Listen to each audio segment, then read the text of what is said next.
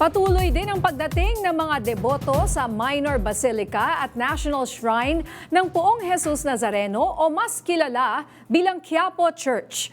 All systems go naman ang simbahan para sa traslasyon bukas. Live ngayon sa Quiapo, si Willie Delgado Jr. Willie, kumusta naman ang sitwasyon dyan ngayon?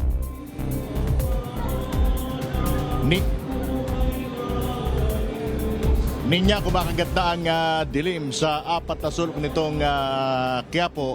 Nakabukas na halos ang mga ilaw dun sa mga commercial establishments na nandito sa paligid ng simbahan. Tuloy-tuloy ang dating ng ating mga kababayan, na mga deboto nitong Poong Nazareno. Sa ngayon ay patuloy ang isang sinasagawang banal na misa.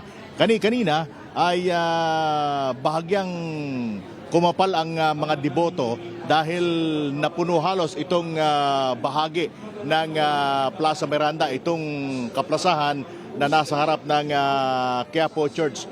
Hindi man buhos na matatawag ay walang patid ang dating ng ating mga kababayan, ng ating mga deboto ng Itim na Nazareno dito sa Quiapo. Sila rin yung unti-unting pumupuno nitong bahagi ng Plaza Miranda. Mapupunan mo kung punong-puno na yung mga tao doon sa likod para sa ginagawang misa, kung marami na ring tao dito sa harapan ng Plaza Miranda dahil dito na lamang sila nagkakasya para makapagdaos ng banal na misa.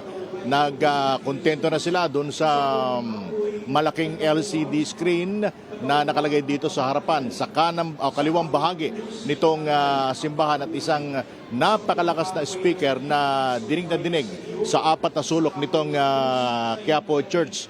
Makulimlim pa rin ang panahon sa mga oras na ito dahil sa pool kaninang hapon, bagya namang sumilip yung araw, pero ang kabuuan ay maulap ang kalangitan. Pabor ito sa maraming deboto dahil sa hindi maalinsangan ng panahon, kahit na sila'y dito sa labas nagdaraos ng misa, ay hindi sila nahihirapan dahil hindi maalinsangan ang panahon.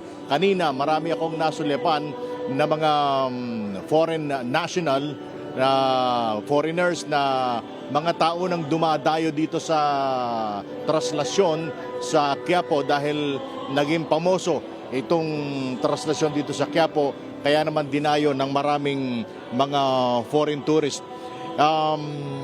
Hindi na kasi lihim na kilalang-kilala na sa buong mundo itong traslasyon sa Quiapo. Medyo mahigpit ngayon itong pamunuan ng Plaza Miranda Block ng Manila Police District. Yung lahat ng obstruction na nandoon sa kanilang harapan ay kanilang itinataboy. Naglagay na ng kordon kanina para mismong dadaanan ng mga papasok nitong Quiapo Church. Walang ganong dapat na ipag-alangan o ipag-alala yung ating mga kababayan. Kompleto po yung mga contingent ng National Capital Region na siyang makakatulong ng Manila Police District bukas sa pag-usad ng prosesyon mula dyan sa Quirino Grandstand patungo dito sa bahagi ng Quiapo. Nakaredy rin yung mga medical emergency assistance na nandito lamang sa paligid ng Quiapo Church. Ninya. Willie, mahirap ba ngayong pumunta dyan sa Quiapo Church? Anong iyong advice sa mga gustong pumunta dyan ngayon hanggang bukas? Kung sa ngayon medyo maluwag pa dahil sa yung bahagi ng Quezon Boulevard, bagamat may konting pagbagal yung traffic, smooth flowing pa rin yung traffic papunta doon sa bahagi ng Quezon Bridge. Yun namang mga karsada na lalagos dito papasok dito sa Quiapo Church, maluwag na rin dahil sa inalis na ng mga tauhan ng Manila Police District, Manila City Hall, ang lahat ng obstruction, lalong-lalo na yung karamihan sa mga ambulant vendor na nagkalat dito sa paligid ng Quiapo Church. Yung misa, ano ba ang schedule ng misa dyan? Tuloy-tuloy ba hanggang bukas? Sa ngayon, hindi pa. Putol-putol pa yung misa, pero pagsapit mamaya ng alas 12 ng hating gabi, doon na magsisimula yung tinatawag na misa mayor, simultaneous yan dito sa Quiapo Church hanggang doon sa bahagi ng Quirino Grandstand.